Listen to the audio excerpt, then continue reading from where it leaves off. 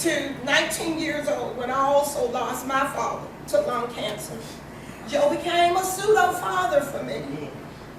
When I heard that he was, and even I've been through 3 homes, I don't even know what it is to pay for HVAC because of that man there. Oh, not that I tried to get over him. I'm running behind him and Tom. I could see that tall figure walking out the building, out my home, with his tools in hand. Uncle Joe, let me pay you, let me pay you. Take the money, shoot, keep the money. And then sometimes, come on, Tom, his brother, walking on to the next car. And so then, as of late, I would like run outside and try to throw it in the truck. And he would pull off before I could throw it in there, and he'd be grinning. And she talking about giving. I think he would outbeat the average church person who darkens the door of a church every Sunday. This man was a rare bird. I got in a jam a couple of years ago, and Uncle Joe said, meet me down at the 7-Eleven on Franklin Street. Everything was Franklin Street. We love the West Side, so it's befitting that this is happening right here. Emerson Village with West Side people. And so I go down Franklin Street, and 7-Eleven, and I heard some of them were supposed to be coming. And so his brother says, he's in there. I go in there, he's standing there by the coffee pot, and he says, let me be brief, I have something else to let you all know about him in hospice. But he said, here you go. Get it like that. I look, $1,200. And he don't even ask when you gonna pay it back. I'm like, Uncle Joe, I pay that.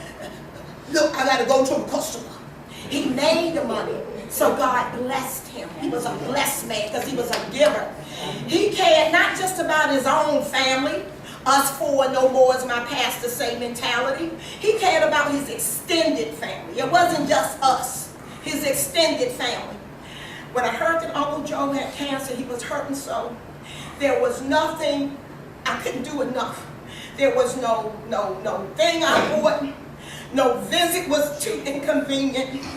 Nothing. I think maybe people saw me as over-trying, but I loved this man. He was he stepped in for my father when he died of lung cancer when I was 19. So I went to hospice. I spent a little over 2 hours with Uncle Joe the afternoon before the day he passed. Now, in reference to what my sister just said, Uncle Joe accepted Christ the end of last year as his Lord and personal Savior. So I said, Uncle Joe, you're fine. Grandma, I asked her prayed all his life for him to receive Christ. She worried about him receiving Christ. And when he passed, when he took his flight, I won't say passed, he transitioned 2 Saturdays ago. I believe him and Grandmama saw him. Grandmama saw him walking through those pearly gates. So I was in hospice singing, comforting him for 2 hours the afternoon before he passed. He didn't respond to anything. I sung and I played on my cell phone. I can only imagine. I've been playing that for him. It's a movie. It's beautiful. You need to see it. And he loved that song for the past couple of weeks. Then I played this song. Something said, go way back. He hadn't moved. And I'm not a singer. I'm singing real quick. Because he did like this. And I said, Uncle Joe, either way it goes, you're fine. You're born again. You're fine. He did like this. Grandma played the piano for church. He moved for the first time. Good morning. Good morning.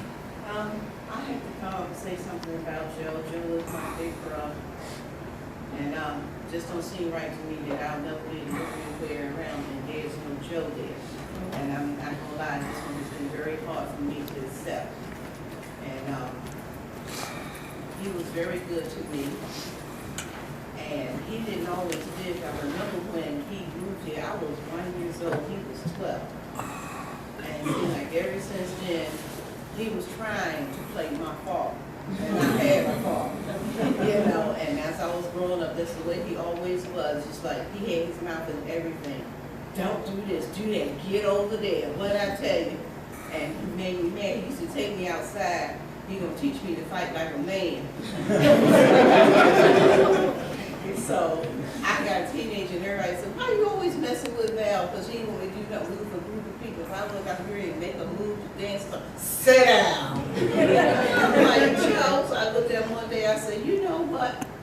You are not my father, and I'm sick and tired of you bothering me. And then I charged him to him like a bull and knocked him over. He did a double somersault over to his And that's why I told Sherelle, I said he should be ready to be a daddy because he had enough practice on me.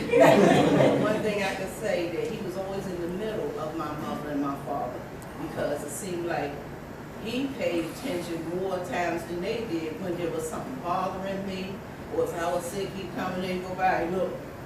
What's wrong with you, girl? I don't feel good.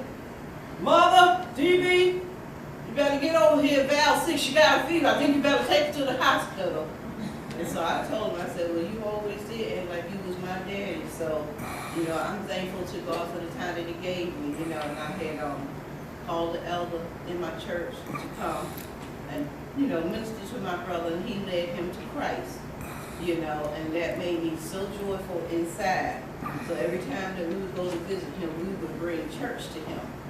And that very last day that I saw him, I was sitting there with him, you know, we would take turns feeding him and all, and I started singing songs. And he sat there, he started acting like he thought he was directing the choir. And I'm like, what do you think he's doing? What are you doing this? I'm like, okay, so I just kept on singing. Then I had to look down his collar. And I declared it looked like mom's foot that was down, and that foot was just a pattern. I said, okay. I said, that's right, you know. And the next thing I know, he jumped up at the bed and he looked, and he started saying, oh, he was just pointing, and he looked, and he didn't supposed to be seeing what he was seeing. And I'm like, praise God, that he has seen angels in the glories, and my brother getting ready to step up out of here. But everyone is right. He does have a heart of gold. He can give you a shirt off his back. God knows he took care of me, and he was my second dad. You know, I miss him greatly. So family, all I want to say, please let us grow closer to each other.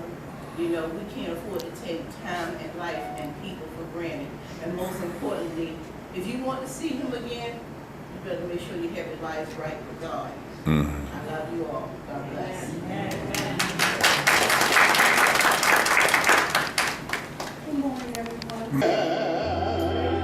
Amen. Somebody say amen in this place. Amen. Let's give the Lord a hand clap in this place. Hallelujah, God.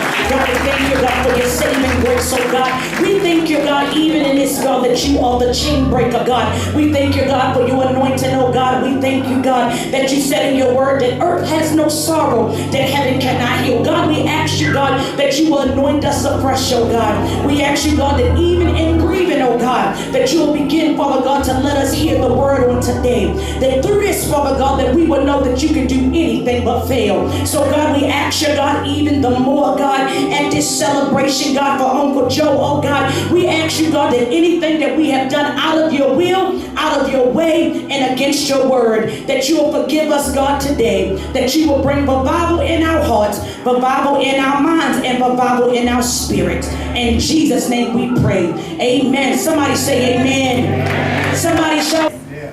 I just want to let you know I came up from North Carolina when Joe passed. He's a cousin of mine, and we go back a long way.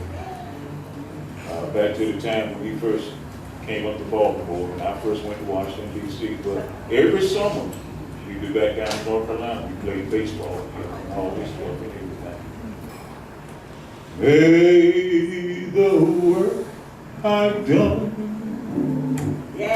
speak for me. May the work I've done speak for me. When I'm resting in my grave, there is nothing to be said. May the work I've done speak for me. May the life I live Yes. Speak for me. May the life I live speak for me. When I try my best to live, I mistake for you. May the life I live, let it speak for me. Listen, the work I've done, oh, it seems so small.